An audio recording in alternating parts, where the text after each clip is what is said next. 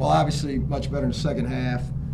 You know, I told the team that, you know, we have to get better, and we have to be able to put two halves together.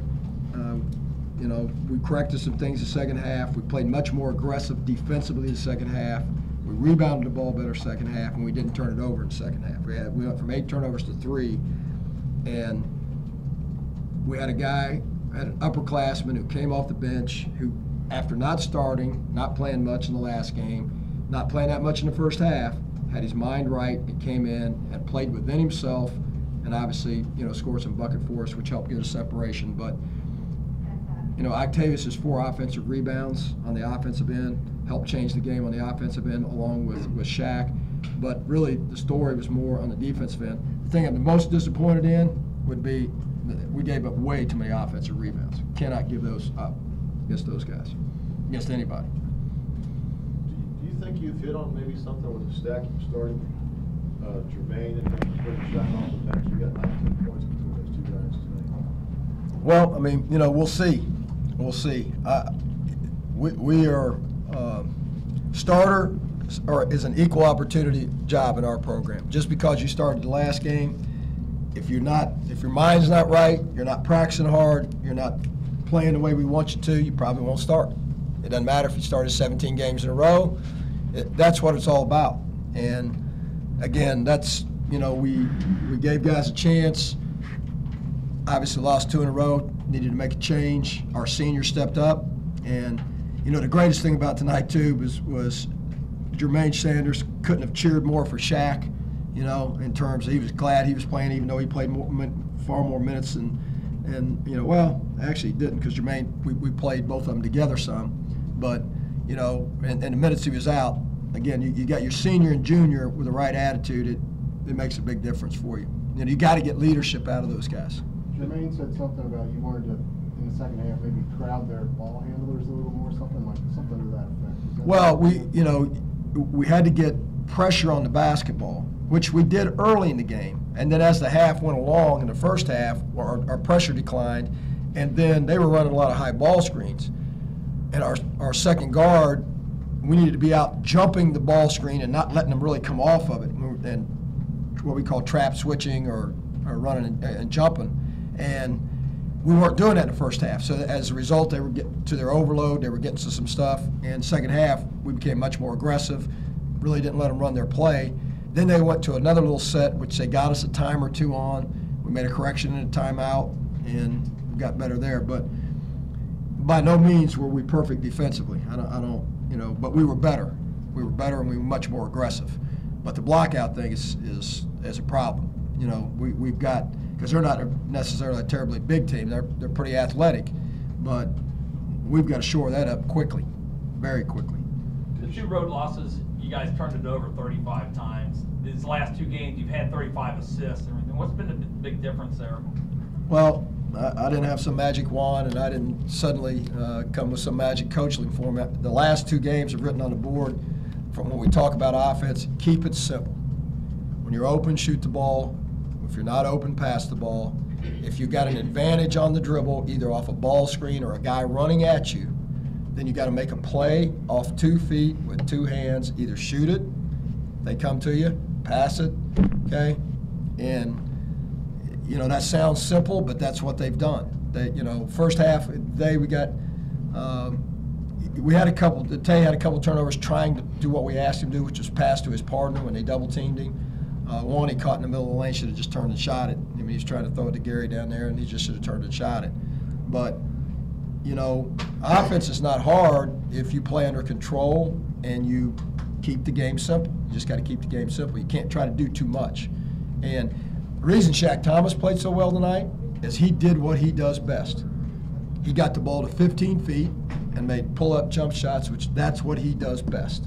Now, the only thing I'm disappointed in him, he didn't get any offensive rebounds. We got to get him to the glass, okay? Because he's athletic, he's 6'7" and that, and you know, he scored some jump shots and did that part of it. But if we're gonna compete against the best in the league, you know, I can't be satisfied just because the guy made a few jump shots, and he did good there. He's got to get to the glass. Jermaine Sanders, had 1 tonight. So out of that position, we got 1 offensive rebound. That's why we only have 8.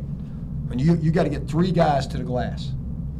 When you get your 2 bigs going, they're going to go because they're around the basket most of the time. You either got to get your 2 guard or your 3-man going, or sometimes both of them going. Then you can have big offensive rebounding game. Until you do that, we're not going to. And that is a concern. Like I said, guys, I'm grateful for the win, but I'm not going to sit here and tell you that I'm happy about how we played. I'm not happy about how we played. Didn't play very well in the first half. In the second half, we were better, but we still got a hell of a lot of work to do. Did Shaq need to have a little fire lit under him? I can tell you this, he practiced yesterday like his life depended on it. So, you know, I learned this a long time ago as a coach. The best motivator in the world is not some speech. It's that pine. That motivates you more than anything. When you want to play and be a player, when you find yourself sitting over there, that'll motivate you real quick. All the speeches in the world by Newt Rockney and all that, that's great. That pine's the best. Okay, that pine's the best. He wanted to play. And he practiced yesterday like he wanted to play. Last 2 days, he's practiced like he wanted to play. Coach, one of your guys just a few minutes ago referred to this as a trap game. Are you glad that they were able to maybe recognize it, respond, come out with a win, or would you rather not even think about it as a trap? Yeah, I didn't, you know, we as a staff didn't feel like they were quite ready to play tonight when we went in the locker room, and we addressed it, and they weren't quite ready to play, you know, and it's, they're young, they're inexperienced, and part of being young and inexperienced is you know, they watch on TV, they watch the scores, and they say, well, these guys, you know, in league play, they're over, and it's natural for them to not be quite ready to play. And when you got an older veteran team, they just want to smash everybody, and they realize these games, you know, you got to play in these games, you know, and we got to grow up. We just got to keep growing up, and we got to keep getting better. But, you know, at least they responded in the second half. They didn't panic. We were down 4 at halftime. We didn't panic. We came out and did what we needed to do to win the game, which was defend and rebound better and not turn the ball over. How much of a spark was that Gary play early in the first or second half where he blocks the 3, gets the leak out, gets the dunk, and kind of turns the momentum? Well, again, the Bearcats are about the defensive rebounding. When you make a great defensive play, then that gets us ignited. That gets us going, you know, and it deflates the other team. And I don't know. On the replay, it sure didn't look like it. I'll give, you know, Troy Caupain made a hell of a play. If it was a foul, it was a foul. But he didn't give up, and he blocked that shot down there, and the kid ended up hitting 1 free throw instead of getting 2 points and getting him going. But we could have given. We scrambled like crazy in that play, and Troy ended up. When a lot of guys would not have ran down there. I don't know, a year ago, I don't know if Troy would have ran down there, but he did. And, you know, I wasn't right there, so I can't say it was a good call, bad call, whatever. I have to look at it on tape, but, you know, the fact that he made that effort was what we got to do as Bearcats. We got to be, we have this phrase where we say, look, make them make one more play. Guy might be wide open. If you run at him, yeah, you may be able to stop his shot, and he may drive by you, but at least he has to put the ball and dribble it and pick it back up and shoot it. If you don't do that and he's wide open, it's easy. He's just going to shoot it in. He's got a lot of things can happen. He might dribble it off his foot. Another guy might run at him. He might decide to pass it and throw it in the stands. You got to make him make one more play, you know, when you're scrambling, when somebody's made a mistake. And, you know, Fraud turned it over there, and we could have easily given up on that play, but we didn't. And that was kind of indicative of the second half. We played much harder, and as a result, we were able to win the game. Coach, has the offensive complexity simplified at all from the beginning of the season until now? Have you simplified the approach? Have you tweaked it, or have the players kind of just grown into it? Well, I mean, you know, I think we're getting better at understanding. We're getting better at executing. We're getting better at understanding, recognizing what's going to be open. Okay, and when they take this away, good offensive teams can get to their second and third option. It's like a great NFL quarterback. Okay, the average guy can drop back there, and if his primary receiver's open, great, and if he can't find anybody else. The great ones can back primary guys open, secondary guys open, he checks off, and he finds that third receiver, and he doesn't take a loss, and he gets a gain, maybe short, but he gets a gain. And when you play offense, when you become a really good offensive team, is when teams, as we get deeper in the season, are going to take your primary, the first part of your play away most of the time. You got to be able to get to the second and third option of it and keep playing and recognize and play basketball. And, I think the other thing that's happened is Troy, as he's growing up, he's got, in the last 2 games, he's had 13 assists and 3 turnovers. When you got a guard that can go beat his man and make a play, there's no play for that. And that's better than any play. A player that can beat his man, create help, and create a scramble, and then find the open guy. Those guys make you a good offensive coach and makes your offense run better. You can, Coach Cronin, when Coach Cronin and I first got here, and we were very limited offensively, we used to call it, we got to draw the ball into the basket. We have to draw it into the basket. We had to, run every play perfectly. We had to try to create a shot every time down because we just didn't have guys that were good enough to go make a play. Troy, Farad, Kevin's beginning to make some plays, and when you got some guards that can make some plays, it makes you a better coach. It makes your offense run a lot smoother because you're not going to always get, just because you run that play, they're not just going to let you get what you want. You had Kevin and Farad in foul trouble in that first half. Day came in and gave you some really quality minutes. He was solid. He was solid. Day, you look at his line, he was 2 for 5, but he made a couple of good buckets. He got 2 offensive rebounds, and he held the fort for us. Sometimes you got to have a guy that can just hold the fort. He don't have to go out there and get you 20, but he has to go out there and not turn it over, be solid on defense, until you can get some other guys back in who might be able to do a little bit more. And Day-Day's attitude's been great. He's grown up, and he had a big night, against Memphis, obviously, and but you'll see more of him. We just got to keep him solid on the defensive end. He, as quick as he is and all that, sometimes he gets so aggressive that he lets this guy beat him sometimes. But he did hold the fort in the first half and did a good job in the time that he was in there. Anything else? Thanks, Coach. Yep. Troy, again, a little bit sluggish in the first half, but you guys came out after halftime and found a rhythm again. How do you get both halves? Well, the first half, we came into the game, during warm-ups, we was kind of down. The coaches kept saying it, we got to make our own energy. The first half, it was just a little slow and sluggish. We came out slow. But second half, all the coaches came in with the rah-rah, kind of got us going. When we came out, we kind of locked in together as a team and just grew as the game went on.